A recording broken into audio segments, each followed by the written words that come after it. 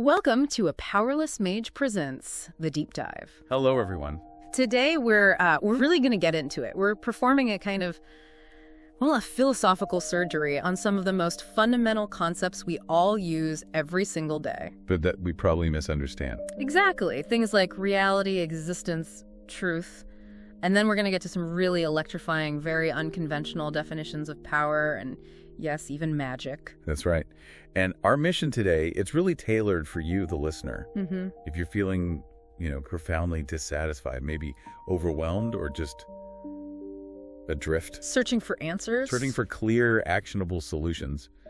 But all you're finding is just more noise, more complexity. We've all been there. We have. And we're going to try and cut through that chaos today. We're offering some unconventional, almost surgically precise definitions that come straight from our source material. And these aren't just, academic ideas to bat around. Not at all. These are tools. Immediate, powerful, ready-to-use tools you can deploy right now to completely change your perspective on your own life. And maybe, most importantly, to unlock your forgotten capacity for influence. And that, right there, that unlocks the core argument we're going to drive home today. Language. It isn't just a tool for description. No. It is, in itself, a foundational act of power. If you can get the definition right, if you can draw a clear, unwavering boundary around what something is, you immediately unlock your capacity to interact with it. Understand its rules. And to exert influence over it. We're going to, I think, prove that linguistic precision is really the first step toward genuine freedom. Let's do it. Okay, let's unpack this right away, because this is where all that precision really starts. We have to begin with a core assertion from our sources. Which is? If two distinct words exist for an idea, they must, by necessity, carry different meanings. They're not interchangeable. Never. That difference, it might be tiny, it might be contextual, it might be historical, but that distinction is always there, lurking just beneath the surface of the conversation. And that context is the key differentiator that, honestly, we're often too lazy to seek out. I think that's fair to say. And it's why dismissing a serious argument or a subtle distinction by saying, oh, that's just semantics. Well, that's one of the quickest ways to intentionally blind yourself to valuable information. You hear that all the time. You're just arguing semantics. Exactly. And when someone rolls their eyes and says that, they're effectively dismissing the unique weight, the history, and the context that one word carries over the other. You're losing precision. And when you lose precision... You lose power. I think we all do this constantly, right? We reach for the word that's close enough to what we mean, but that linguistic sloppiness, it just compounds over time. Let's look at a really clear example to show the danger here. The way we categorize animals. Yeah. Our source material uses the biological hierarchy, which is, it's a perfect system of precision. A dog is a canid and a wolf is a canid. Right. They both belong to the same broader family. They do. But imagine you were telling a story about the challenges of raising a purebred Siberian husky, and you just kept referring to it as a canid. Your audience would be completely lost. They'd be confused, or worse, they'd assume you were talking about a fox or maybe a coyote.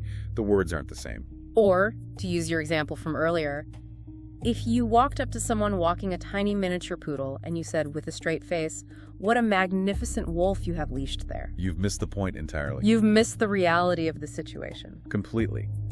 The term canid describes the encompassing family. But the specific terms, dog or wolf, they describe the specific manifestation, the evolutionary track, the unique domestic context within that family. And the choice matters. The choice matters immensely. And crucially, if you choose to call a disobedient dog a wolf, that's a conscious rhetorical choice. It's either derogatory, or maybe it's meant to elevate the dog's image by implying wildness. The definition shifts based on intent. Based on the intent, the context, and the emotional weight you want to convey. And here's the implication from all this that, it should genuinely rattle us a bit. Our sloppy, everyday use of language doesn't just confuse conversations. No, it's much deeper than that. It actively deforms our perception of life itself. We literally start confusing one thing for another. We assign meanings to words that they just shouldn't possess. And then we're left wondering why we feel perpetually misunderstood, or why our carefully laid plans never quite seem to work out the way we envision them. Because we didn't define the terms correctly from the start. Exactly. If you're genuinely searching for solutions in your life, you're trying to break free from that feeling of being stuck, that inertia, you must absolutely must start with the clarity of language. Otherwise, you're attempting to solve a deeply rooted problem that you haven't even accurately named yet. You're firing the wrong kind of artillery at a target you haven't properly identified. The source material had a great anecdote that perfectly illustrates this, and it's all about social power. Yeah. It was about a coworker who, well, he was trying desperately to sound sophisticated, elevated. Okay. And he used the word to compel when what he really meant was to invite. Oh, that's a big difference. A huge difference. And the context was completely harmless. It was just a casual dinner party invitation. He wanted to sound grand, you know, but he completely ignored the crucial difference between those two concepts. And what's so fascinating is that to compel is technically a form of invitation. But it's an invitation that's underpinned by a very serious implicit framework. What do you mean? To compel means, etymologically, to force, or to obtain by force. It implicitly carries a threat of penalty or punishment or some negative consequence if the invitation is declined. So this coworker, who was just trying to sound polite, was actually, on a subconscious level, broadcasting a message that said, You must come to my dinner party or you will face my displeasure. It completely poisoned the social dynamic. The moment you use the wrong word, you are broadcasting a reality, a whole set of rules that isn't the one you intend to create. So the core lesson for you, for the listener, is this. When you're communicating, you need to move beyond just asking, did they understand my literal words? And ask what instead? And move toward asking, did the words I chose accurately reflect the relational power dynamic I actually intended to establish? So the question for us and for you listening right now is, isn't it just better to understand the deep context of what we say and what is being said to us? It seems obvious when you put it like that. Right. We don't need to speak with perfect, ivory tower precision all the time, but we must get into the habit of questioning why two different words exist for what seems like the same thing. Because at the end of the day, they don't mean the same thing. And this tendency to blur meanings, it shows us something really profound. Wow. And sometimes, disheartening about language. It's constantly evolving. And often that evolution is driven by convenience or emotional reaction or even intentional modification. And it reshapes our collective reality, often without our conscious consent. Let's explore those shifts for a moment. Our source material points out an example from Spanish. There was a term that originally just meant feminine or delicate. Just a simple descriptor of grace. Exactly. And through common usage, cultural shifts, and often, unfortunately, ridicule, that term now almost exclusively means homosexual, effeminate, and cowardly. Wow. The original delicate meaning is functionally dead. It's lost to the collective vocabulary. This wasn't some deliberate dictionary change. It was a reality shift brought on by repetitive, careless, and often malicious application of the word. We see this same powerful force at work in English, too, the word queer. If you go back and read Alice in Wonderland, Alice uses that term repeatedly, and for her it just means unconventional or unusual. Right. It was just a descriptor for something strange or peculiar or odd. A queer arrangement of teacups. It was a powerful, broad definition. It could apply to physics or architecture or social habits or fashion. But the modern interpretation has almost exclusively narrowed that definition down to defining non-conventional genders and sexualities. And this is more than just trivia. It shows that the words we use are constantly reshaping what's considered acceptable, what's considered normal, and most importantly, what we're even capable of thinking about a subject. That's the key. If we lose that older, broader definition of queer as just unconventional, we lose the capacity to apply that subtle, nuanced concept to other areas of life. We lose the ability to label a strange financial decision or an unusual artistic choice with that specific historical weight. Language, in this sense, is an active force. It defines what we can perceive as real and what we're allowed to consider permissible in a conversation. So if you're struggling with dissatisfaction, perhaps it's because the words you're using to describe your struggle are imprecise. Maybe you're trying to solve a problem that is a dog, but you're only calling it a canid. So, if you feel dissatisfied with your life right now, maybe the very first place to look is at the vocabulary you use to describe your situation. Are you accidentally compelling when you should be inviting? Are you confusing a dog for a wolf? Let's leave our listener with a question for this section. Okay, think about a time you misused a word or heard a word misused, and the miscommunication or unwanted result it caused. How might precision in your vocabulary immediately change how you perceive a situation or how others perceive you, allowing you to establish a more accurate and perhaps more powerful reality? Okay, we've established that precision is the first active power. So now let's apply that surgical precision to the biggest, most fundamental concepts of all. The foundations. Starting with what our source material calls the most complex idea in its very simplicity: reality. And the definition is? Definition 1, reality.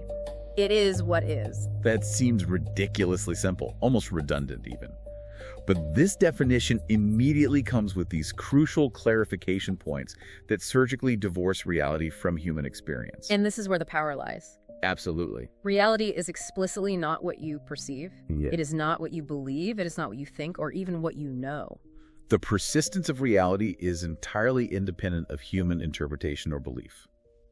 Let's take a classic philosophical question, like ghosts. Yeah.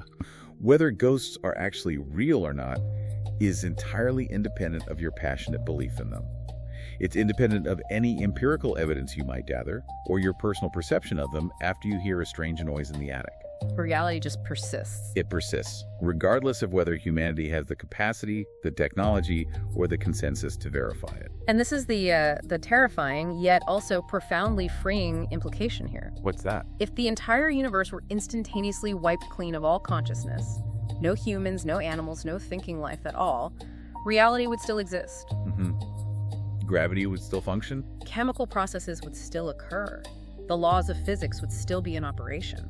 Reality doesn't need us or our beliefs to be real. It just is. So that's reality. Now let's move to the next definition, which is the container that holds all our beliefs and our perceptions. Definition 2, existence. Yeah. Everything that can be perceived. I have to push back a little here because that definition also feels, well, a little too broad. When people hear perception, they immediately think of the 5 senses. Sight, sound, touch. Right. But our source material makes it clear that we perceive things our eyes can't see and our hands can't touch. Absolutely. The source explicitly states that perception in this context enters a mental plane. We have to account for concepts that we know exist because we can rationalize them, we can debate them, we can think about them, even if they lack a physical form. And this is necessary because of things we know exist but can't physically sense directly. The classic example is the atom. Right. For the longest time, atoms were purely theoretical. We can't see or touch or smell an atom directly, even now. But we know they exist. We know atoms exist because we can demonstrate them through scientific experiments. We can observe their effects and rationalize the concepts. We can prove their existence through indirect perception and mental conceptualization. So if you think of existence as a giant mental whiteboard, Anything we can draw, debate, or even imagine onto that whiteboard. A fantasy world, a mathematical formula, a worry, a conspiracy theory. All of that exists. and that distinction is vital. It is, because it protects us from intellectual laziness. Yeah. It allows us to ask the crucial second question. Does this concept that exists also affirm reality? This brings us right back to why precision and these non-interchangeable terms matter so much. If we accept these 2 precise definitions, we arrive at this powerful foundational relationship. And that is. What is real exists, but not everything that exists is real. And this is a crucial moment where our sources demonstrate a real intellectual humility. They deliberately avoid using the word all when describing that relationship. They don't say that all that is real exists. Exactly. Why is that philosophical restraint so important? Because of the limits of our perception. We cannot, as finite beings, claim to possess all the necessary senses, physical or mental, to perceive all of reality. So there could be things that are real that we can't even perceive yet. Exactly. If something truly real exists beyond our current capacity for perception, beyond our senses, beyond our mental constructs, maybe something that requires a completely different kind of consciousness, then we can't even comment on it, let alone claim it exists to us. So the statement has to remain ambiguous. It has to respect the profound limits of human perception and knowledge. I never thought of that. To realize that my beliefs, my current knowledge, even the capacity of my own senses, they have zero bearing on what is actually real. It's both terrifying and incredibly freeing. It really is. It means that reality is not responsible for validating my internal mental state. Exactly. And that freedom allows us to discard the noise. Wow. We can definitely demonstrate the difference between the two within the realm of what we can perceive, though. Let's use the amusing, tangible example from the source material, a favorite of mine. the mathematical relationship. Let's hear it. Okay, let's take the statement. $2 plus 2 equals actional. All right. That statement, once you utter it or write it down, it exists. It occupies space in the realm of perception. You can cite it, you can reproduce it, you can think about it mentally. It definitely exists? But it is certainly not real. It's mathematically false. It denies the reality of numerical constants. Okay, now the other side. Conversely, $2 plus 2 equals 3. That statement also exists. We can write it down, perceive it. And it is also definitively real, because it accurately affirms the immutable reality of mathematics. This distinction isn't just academic fluff for philosophers, is it? Not at all. It's a core persuasion point for your daily life. Think about it. How often do we worry about, invest immense time in, or dedicate deep emotion to things that clearly exist? They're circulating thoughts, they're worries, they're concepts borrowed from a bad movie, but are definitively not real. If 2 plus 2 equals fish exists only in my head, why should I care about it? If a problem is only existing in my head, fueled by anxious speculation or a story I told myself years ago, why should I allow it to consume my mental energy? That's the utility of this definition.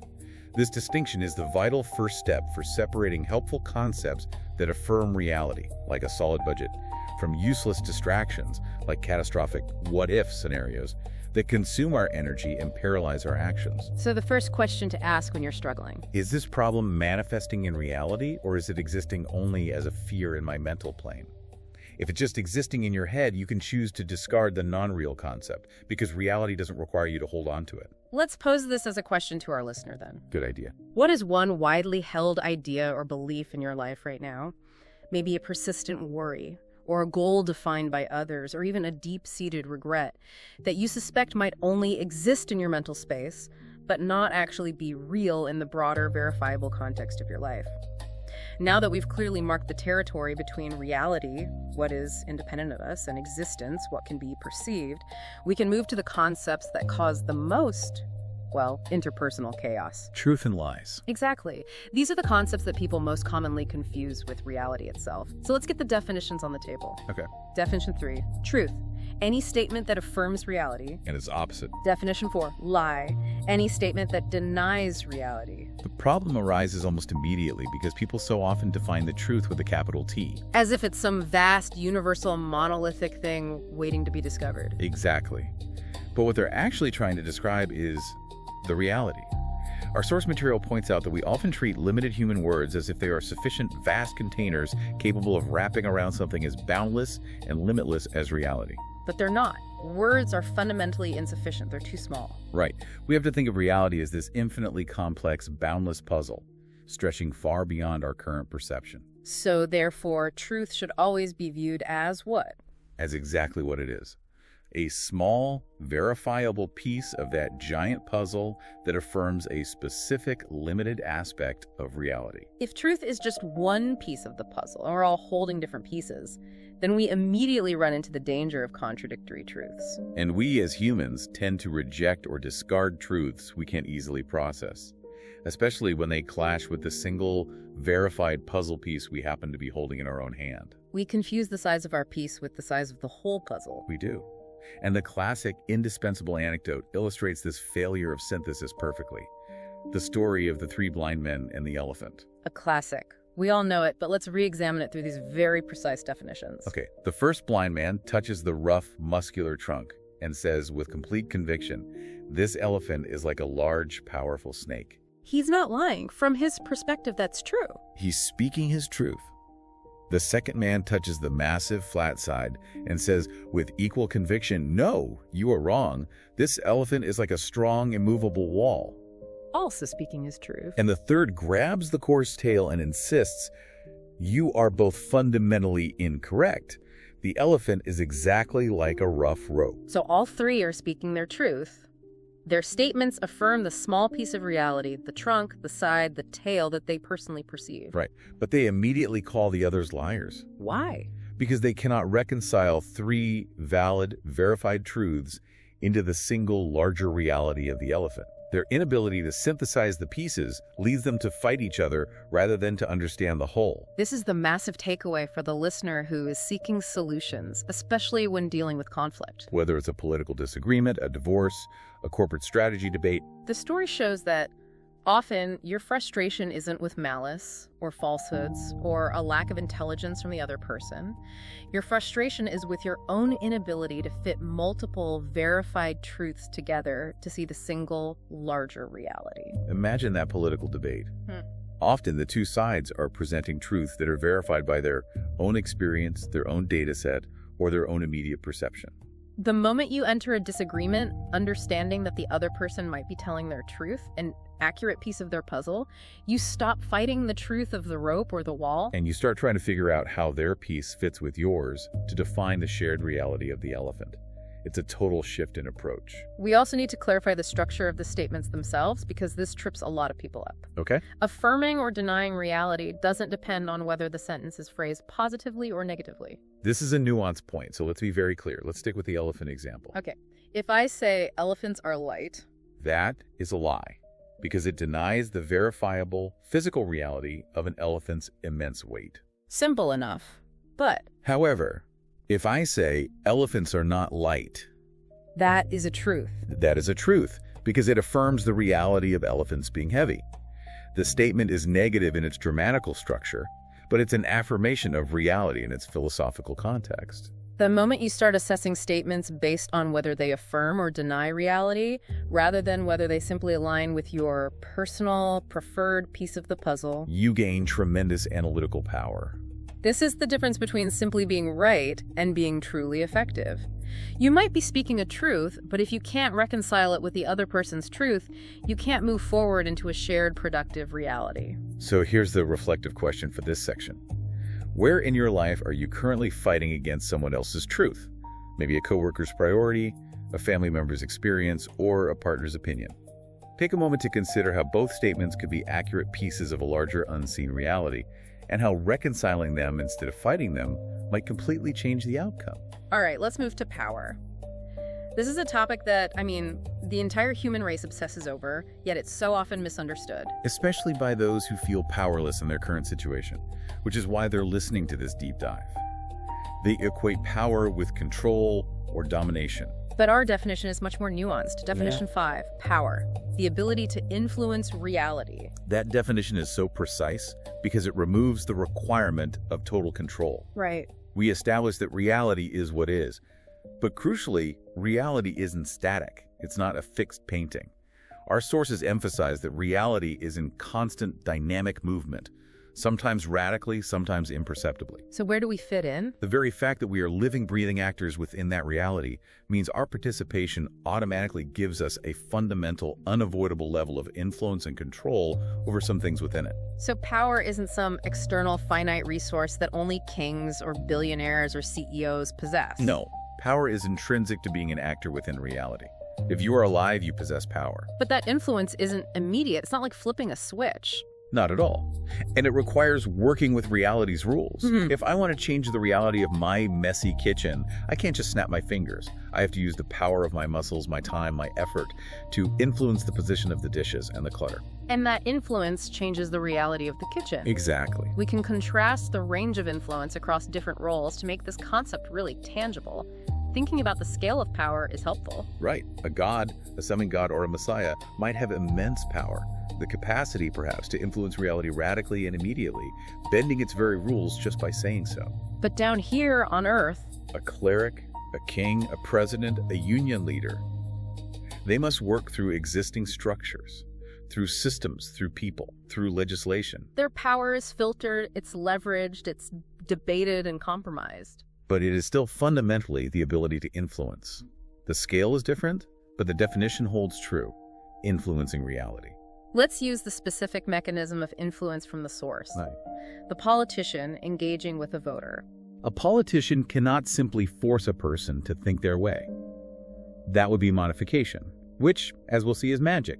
They have to influence the person's thoughts, Through rhetoric, through policy debates, through rallies, through media. leading that person to adopt a new idea or viewpoint regarding, say, the budget And here is the crucial insight that really validates this entire concept for the listener. What's that? At the precise moment the person adopts that new idea, when they change their vote intention or they internalize a new economic concept, reality changes. The collective reality is now different than it was before the influence was exerted, because the system of beliefs, the consensus, the trajectory of the society now contains that new thought. This means that even very subtle influence is powerful. Incredibly so. Think about the influence of simply listening to someone without judgment. When you listen deeply, you influence the reality of their internal monologue. You influence the reality of the room's safety. You influence the reality of that relationship. So if you feel powerless in your life, you need to stop thinking about power as the ability to snap your fingers and change everything in an instant. That's why you feel stuck. Exactly. Instead, think about it as the ability to influence one small, manageable piece of reality. Your morning routine, your diet, your budget, or perhaps most profoundly, your own internal monologue. That influence, however small it seems, changes reality. And that small change is an act of power. It's a muscle you must choose to flex. And the more you practice influencing your immediate reality, cleaning your room, sticking to your budget, choosing a positive thought, the greater your overall capacity for influence becomes. So here's a question for you to reflect on.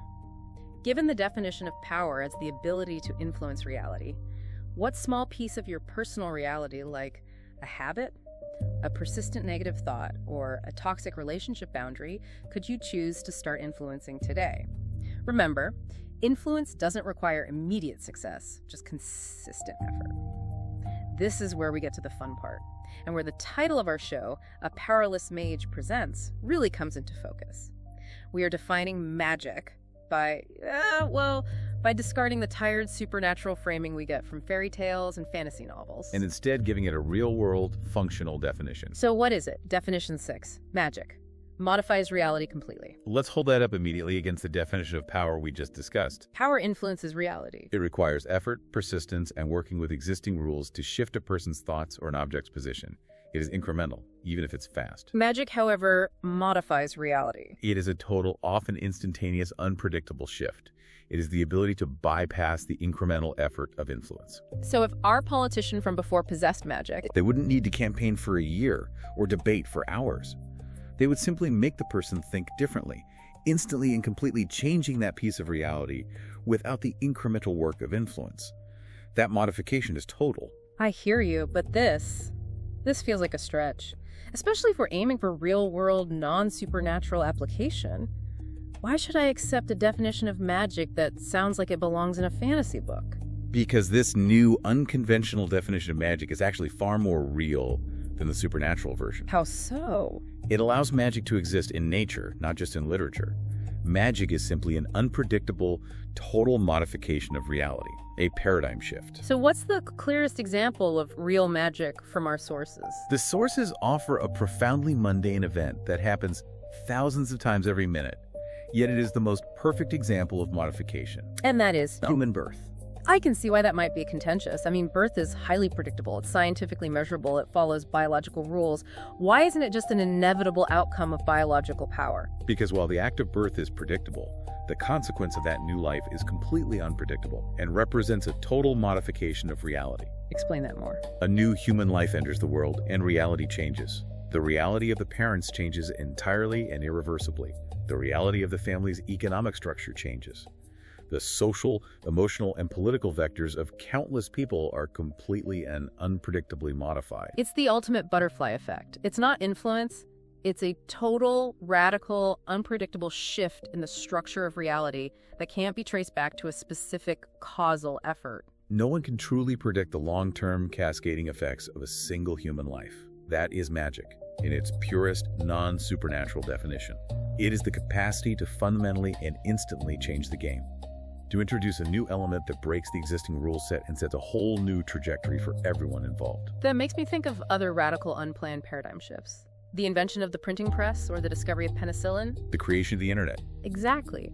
We can trace the influence and the effort that led to these events. But the moment they became reality, the world was modified completely in ways no one could have predicted.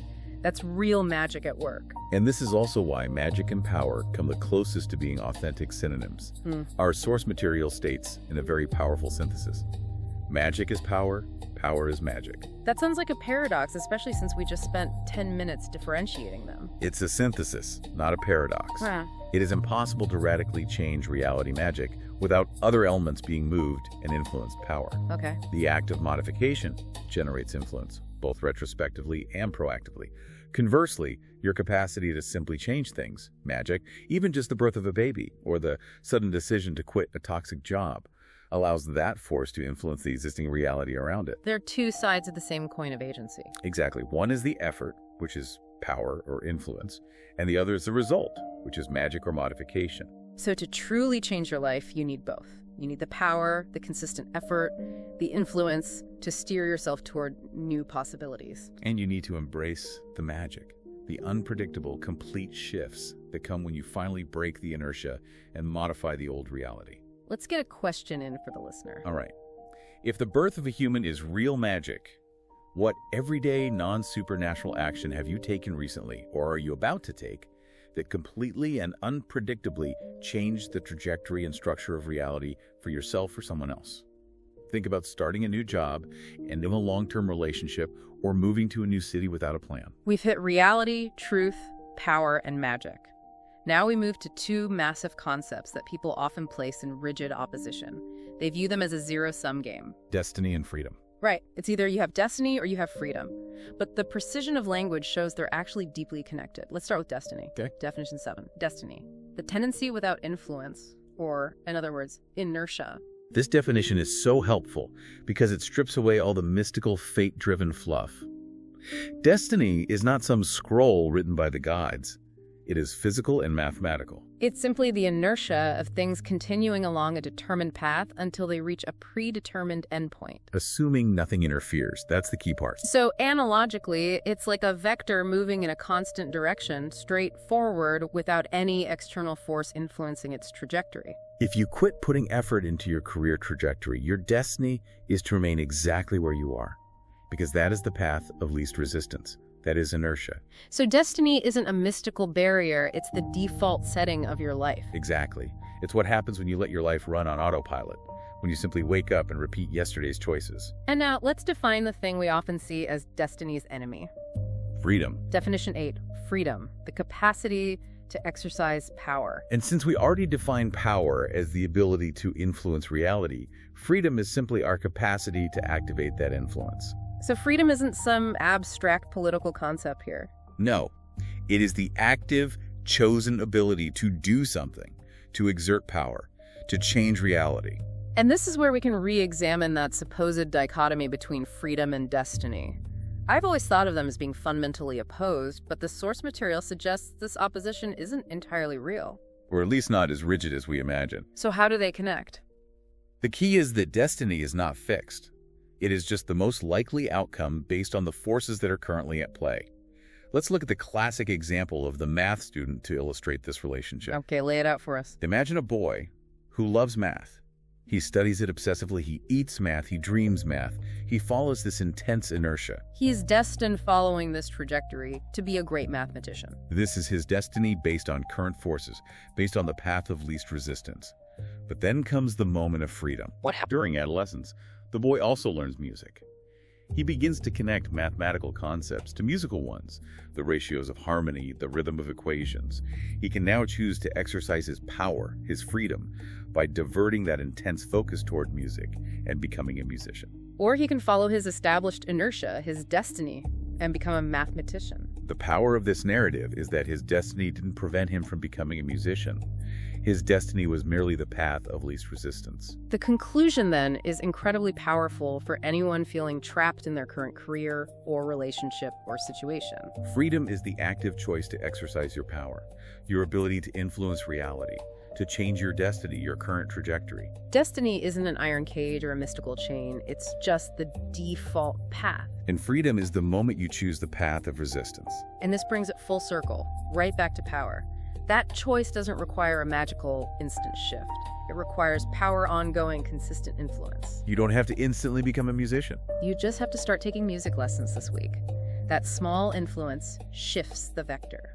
You have exerted your freedom to influence your destiny. And this applies to everything. If your destiny, your inertia, is poor health because you eat poorly and don't exercise. Your freedom is the choice to exercise your power to influence reality by cooking one healthy meal or walking for 30 minutes. That is the moment destiny yields to freedom. Okay, let's frame the question for the listener. What destiny or trajectory are you currently following in your career, your relationships, or your personal development just out of inertia, just because it's easier to keep doing what you've always done? And what small act of freedom, exercising your power, could shift that path this week, even just 1%? Okay, we have navigated the abstract and the actionable. We've talked about reality, existence, power, destiny. Now we face the biggest, most profound philosophical question of them all. The meaning of life. Right. And the source material suggests we should stop searching for one single, universal answer that's waiting to be revealed to us. And instead start actively building it. To understand the final definition of life, we need two final, precise terms. Okay, what are they? First, definition 9, sign. A manifestation of reality that can be emitted, perceived, and interpreted. Let's make this ultra simple, as promised. The easiest way to understand this is through something medical. Vital signs. Good example. Temperature, pulse, respiration, blood pressure. They are manifestations of the reality of being alive. They are expressed in different measurements, degrees, beats per minute, and so on. They are objective, measurable signs. Okay, so that's a sign. What's the second term? Definition 10. Significance meaning.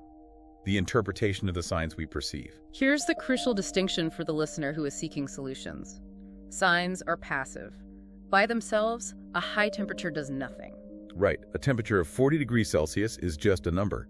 It is only until that number is perceived and interpreted by a conscious being that it gains meaning or significance. Let's use the medical interpretation again. A person with a temperature of 36 degrees Celsius. That's the objective sign. It means they are healthy. That's the significance. And a person with 40 degrees Celsius, the objective sign, means they have a fever and their life is in danger.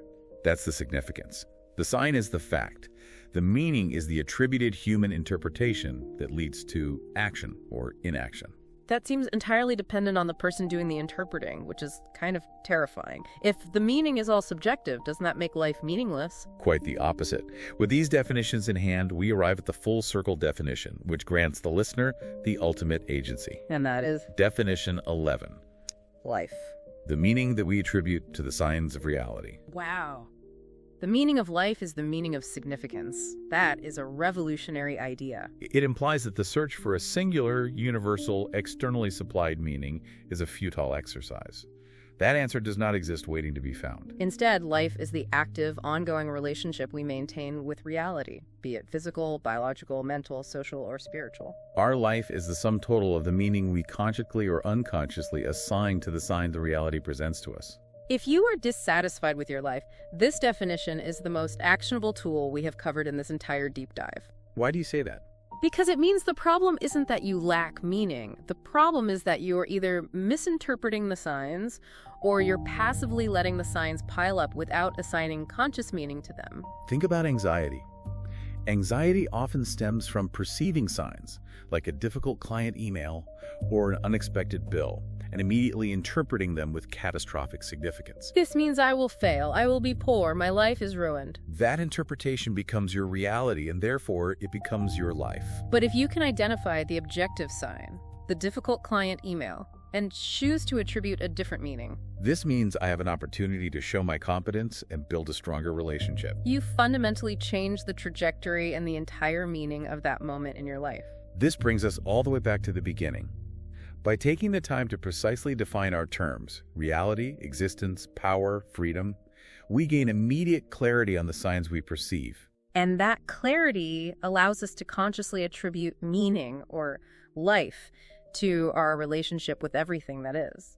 If you change your interpretations, you change the meaning of your life. It is the ultimate exercise of freedom and power available to you right now. So our final reflective question for you today is this. If life is the meaning you attribute to the signs of reality, what signs, perhaps poor sleep, financial stress, or relationship tension, have you misinterpreted or ignored lately, allowing them to drag you toward inertia? And how might choosing to assign a new, proactive interpretation to those signs change the meaning of your life right now? #OTRO.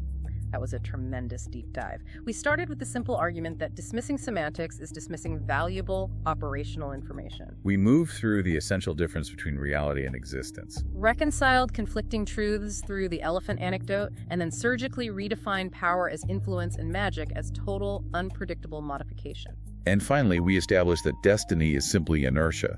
Freedom is the capacity to choose your trajectory, and life is the meaning you consciously choose to attribute to the signs around you. It's an immense shift in perspective. It is, especially for someone who feels stuck or paralyzed by the sheer volume of information and problems in their life. These precise definitions are the ultimate tool set. They're designed to help you identify exactly where you are defaulting to inertia, which is destiny, and where you can actively, consciously exert your influence, your freedom and power to move toward a completely new, unpredictable outcome. Magic. Start small, but start precisely. By naming the problem correctly. And now, as we wrap up, we have 3 final messages for you. First, Don't simply take our word for it. Put everything you heard here to the test. Make this knowledge truly yours. second, we invite you to share your ideas, your thoughts, and experiences in the comment section below. Tell us which of these definitions resonated with you the most. Hit the like button if you enjoyed this deep dive or found it useful, and please subscribe to learn more about similar topics. And finally, remember, the power is yours.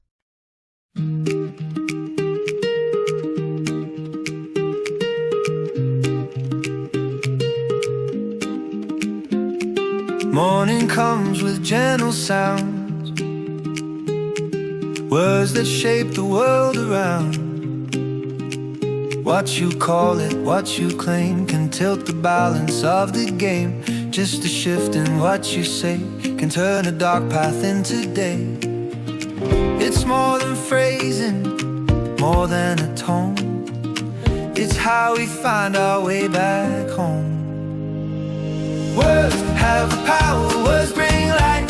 Words can lift your spirit higher. Change your wording, change your view. Watch your world reshape with you. Every phrase, every ounce helps you rise when you recount. Someone calls you weak or small,